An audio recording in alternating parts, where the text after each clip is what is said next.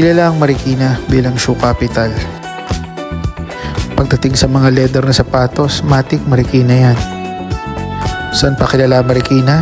Check mo to.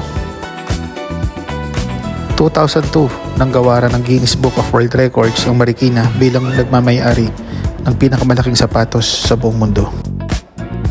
May haba itong 5.5 meters o 18 feet. May lapad na 2.37 meters o 7.7 feet. Taas na 1.63 meters o 6 feet.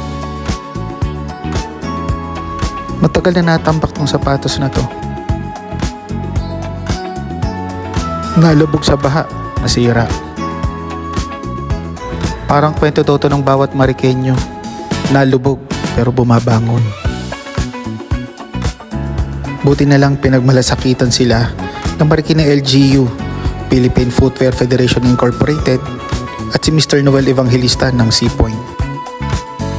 Nagsimula ang lahat ng kuhanin ito ng administrasyon ni Kong Marcy nung siya pa ang mayor mula sa isang mall kung saan ito nalubog sa baha hanggang sa ipagpatuloy ito ng administrasyon ni Mayor Maan. Balik sigla na ngayon ng sapatos at makikita nyo na may pagmamalaki siya ng bawat isang taga Marikina. Alam nyo ba na ang materyales na ginamit para mabuo ang sapatos na ito ay sapat upang makabuo ng 250 na pares na sapatos? At sa French size nito na 753 ay sapat upang magkasya ito sa isang tao na singlaki ng Statue of Liberty? O diba, pang-Guinness talaga. Alam ko na kung anong tanong nyo ay magkano nagastos.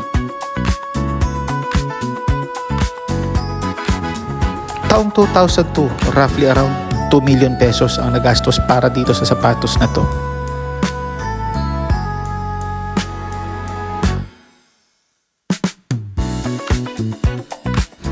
At ngayon, ayon kay Sea Point, ang restoration ay inabot ng halos around 400,000 daw, up to 500,000 pesos. Pure leather, buhat sa Valenzuela Tannery. Gano'ng kabigat? Hindi ko alam. Basta sure ako pag naapakan ka nito, hindi lang kukumo ang tepok. Saan pwedeng makita? Sa quadrangle ng Marikina City Hall.